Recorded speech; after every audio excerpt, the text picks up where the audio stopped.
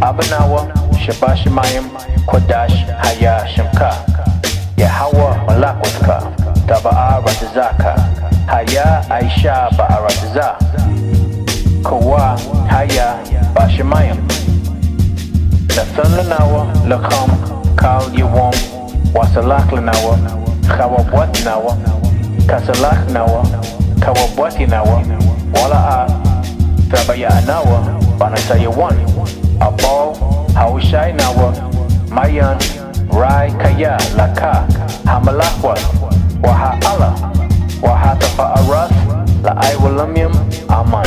After this manner therefore pray ye, Our Father, which art in heaven, hallowed be thy name. Thy kingdom come, thy will be done in earth as it is in heaven. Give us this day our daily bread, and forgive us our debts as we forgive our debtors. And lead us not into temptation, but deliver us from evil. For thine is the kingdom, and the power, and the glory, forever. Amen.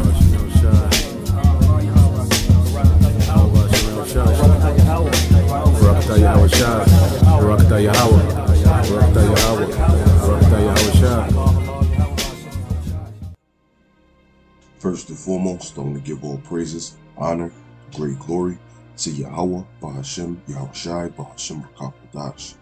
Double honors to the apostles and elders of Great Millstone that rule well. Salutations to the elect, pushing this truth to the four corners of the earth and truth and its sincerity. Alright, in this particular video, we're going to talk about Leviathan. Now, Leviathan actually plays a big role in the destruction of Esau and the other nations. Because when all hell is breaking loose and they try to hide at the bottom of the sea, Yahweh Bashem Yahushai will sick Leviathan on them and he will bite them. You have some people out there, they don't believe Leviathan exists. So in this particular video, we're going to talk about Leviathan and prove his existence. Let's go to 2nd Ezra, chapter 6, verse 49 and 52, and we read, Then didst thou ordain 2 living creatures, the one thou callest Enoch, and the other Leviathan, and didst separate the one from the other, for the 7th part, namely where the water was gathered together, might not hold them both. Unto Enoch thou gavest 1 part, which was dried up the 3rd day, that he should dwell in the same part, wherein are 1,000 hills. But unto Leviathan thou gavest the 7th part, namely the moist, and hast kept him to be devoured of whom thou wilt and when. When you look up that name Enoch, it means learned man, teacher, or dedicated. So this is talking about actual man, a human. When you go to blueletterbible.org and type in Leviathan, it says sea monster, dragon, a serpent, especially the crocodile or some other large sea monster, figuratively a constellation of the dragon. So you have a clear separation. One is human, the other is not. And then it goes further to say that they were separated. Enoch was given the dried up land, and Leviathan was given the moist, which is what? The seas. And it also says that the Lord has kept Leviathan to be devoured of whom thou wilt and when. So this means the Lord has Leviathan to sick him on whoever he wants and when. And we see this happening in the book of Amos. As a matter of fact, let's get that. This is the book of Amos, chapter 9 and 2 and 3, and we read, Though they dig into hell, thence shall mine hand take them. Though they climb up to heaven, thence will I bring them down. And though they hide themselves in the top of Carmel, I will search and take them out thence. And though they be hid from my sight in the bottom of the sea, thence will I command the serpent, and he shall bite them. Now verse 2 and 3 is explaining Esau or Edom, the elites, trying to hide from the destruction of Yahweh Bashem Yahushai. It says, though they dig into hell. Now that's talking about those deep underground military bases or dumps. Now these are underground cities that are built so when all hell is breaking loose, they can go under there and so-called escape judgment, which that's not going to work out. It goes further to say, though they climb up to heaven.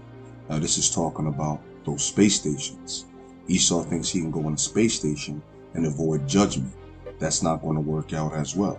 The Lord destroy them before he gets down here, most likely. It goes further to say, and though they hide themselves in the top of Carmel. Now this is talking about the mountains. Esau also has mountain bases that he will try to retreat to in the day of the destruction, and that's also not going to work out. Lastly, it says, and though they be hid from my sight in the bottom of the sea, thence will I command the serpent, and he shall bite them. Now how would they be hiding in the bottom of the sea? With these nuclear submarines.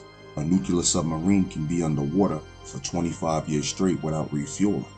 So Esau would try to retreat to a luxury submarine, and he still won't escape the judgment. It said he will command the serpent to bite him. Now that serpent is talking about is, you guessed it, Leviathan. And he shall bite them, which means destroy them. Now that we're starting to see Leviathan is actually in the scriptures, we're going to end this with Job chapter 41. This is Job chapter 41, and we read, Canst thou draw out Leviathan with a hook, or his tongue with a cord which thou lettest down?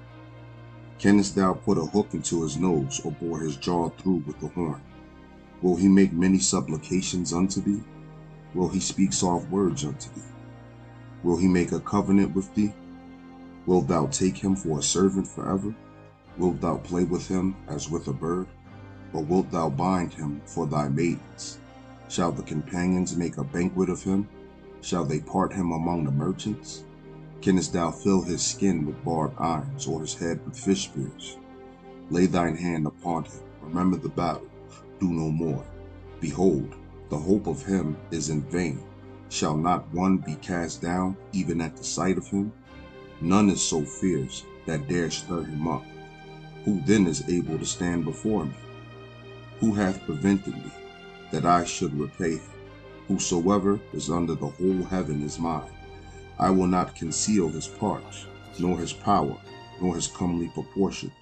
Who can discover the face of his garment? Or who can come to him with his double bridle? Who can open the doors of his face? His teeth are terrible round about.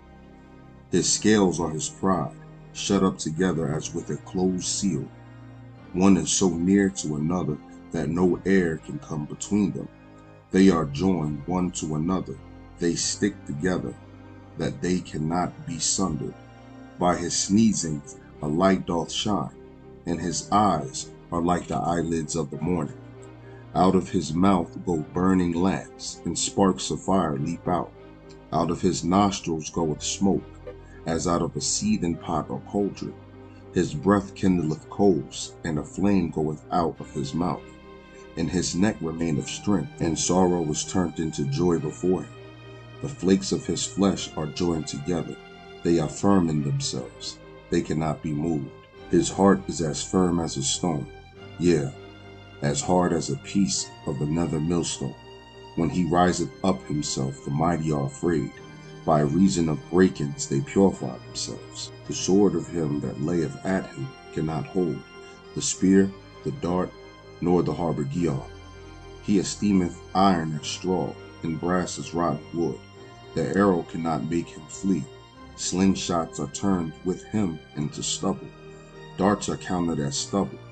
He laugheth at the shaking of a spear. Sharp stones are under him.